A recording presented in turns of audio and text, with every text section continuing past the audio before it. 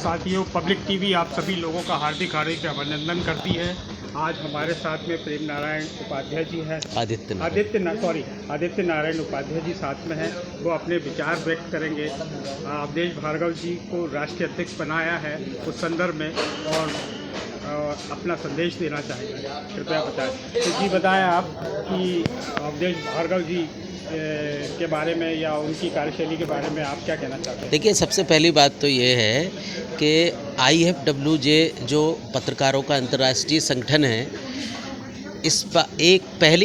पहली बार मध्य प्रदेश के जो हमारे पत्रकार साथी हैं अवधेश भार्गव जी, वो इसके राष्ट्रीय अध्यक्ष बने हैं और इसलिए ये मध्य प्रदेश के पत्रकारों के लिए गर्व की बात है।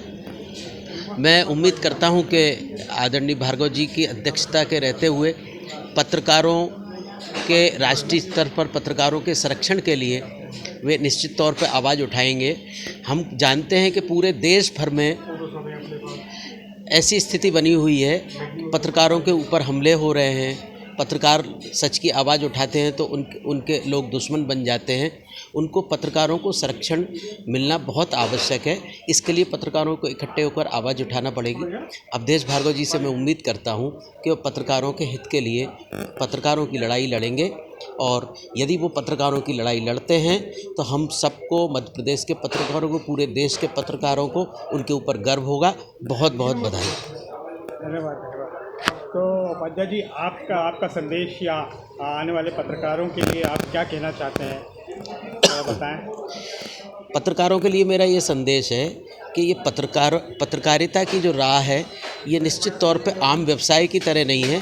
ये एक मिशन है और ये इस मिशन को यदि हम हाथ में लेते हैं, हम पत्रकारिता को अपने पेशे के रूप में अपनाते हैं, तो हमारे ऊपर कठिनाइयों के दौर से गुजरना निश्चित तौर पर होता ही है।